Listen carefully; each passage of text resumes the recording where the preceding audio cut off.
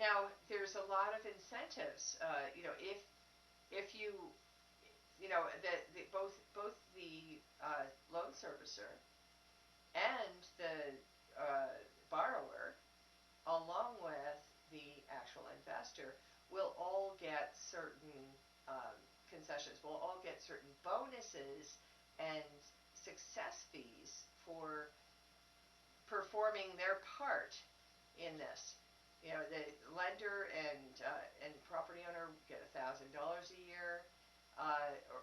The investor and property owner get $1,000 a year. The loan servicer will get $1,500 a year if they actually perform successfully for up to 3 years. So there's some extra work in doing all of this, but you can definitely get some benefits as a loan servicer, and then you can also get if the homeowners get their payments paid on time, they can get $1,000 per payment per year, rather, coming off of their home loan, just as part of a success fee. 16. The program will provide a one-time incentive of $1,500 to the investors and $500 to the servicers for the modifications that are made while the borrower is still current on their mortgage payments. So this actually is what will allow for the imminent default to get some sort of visibility with the lenders. But I have not seen lenders reach out to people who are current on their home loan. Regardless of that, I think you as the homeowner, if you know you're in imminent default, you must reach out to them and explain to them how and when you're going to end up in default. So there also will be incentives for extinguishing second liens on mortgages. Now, there have been incentives in place for quite a while now. Second mortgage lenders are not terribly happy with this, but this year they do have a higher incentive that was just put into place, so that the second mortgage lenders will now get a higher amount, $6,000. $6,000 under most circumstances. So now, hopefully people who have had problems with their seconds in the past, with the loan modification they got last year or whatever, if their seconds still haven't complied, you can get them to give it another look now. So now these payments, these bonuses, all get paid to lenders or investors, or again, taken off the loan for the homeowner. And similar incentives are said to be planned to be paid for the Hope for Homeowners program. And I actually was fairly surprised to hear that was in it, because the Hope for Homeowners program has been a failed program. And as far as I know, there is no success with the Hope for Homeowners refinance program at all. I'd love to hear some word on that from somebody. So if you've heard of any statistics that show any kind of success, but I've heard between 1 and 22 people have gotten it. That's it. Number 19, there's going to be transparency and accountability measures to detect fraud.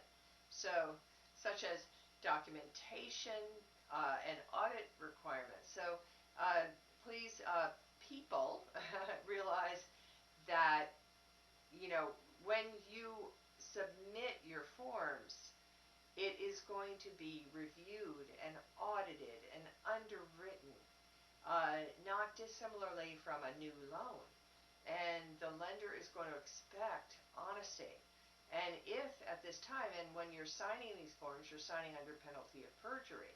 So if you aren't going to tell the truth, please by no means send in these forms. If you can't tell the truth, because it would just lose you any loan modification information, then do not send in the forms. Once and if, only if, your circumstances change, and then you are able to send in truthful information, then, only then, put in these forms, because you could end up really getting in, becoming indefinitely unqualified for government-sponsored loan assistance. And certainly if you're guilty of fraud, if it's absolutely proven, they could end up turning it over to the FBI to do further investigations on you. So this is definitely seriously not something that you want to fudge around with. When you're signing the documents, again, they'll be under penalty of perjury, so be sure that it's correct. And the servicers will be required to collect and maintain records of all of this servicing. There will be also transparency there as well. And servicers that are fraudulent, which has happened in past years, as we all know, with Fannie Freddie loans and government-assisted sponsored products, if that happens amongst servicers, they will also, no doubt, be sanctioned and have problems. So they need to maintain documents and records showing borrower eligibility, the documents that were used in the underwriting process, the property verification showing the value of the property as it's listed, and Freddie Mac audits the compliance of these. And I would love to have this auditing be transparent personally, because particularly able to be seen by the property owner if they request in a certain proper manner. I mean, obviously I don't think it would be of any value to have these be on public records, because that could be definitely cause unnamed trouble amongst the lenders. But how they comply and how they audit and all of this should be transparent also, in my opinion, to the property owner themselves, who's basically the effect of whatever is the result of this.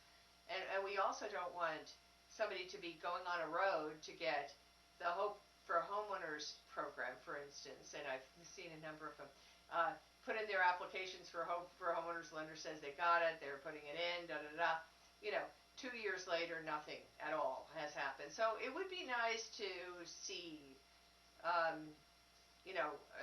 way to have that be a little bit more transparent, and also statistically, seeing how a lender is operating in terms of what kind of volume of people are applying versus getting loans.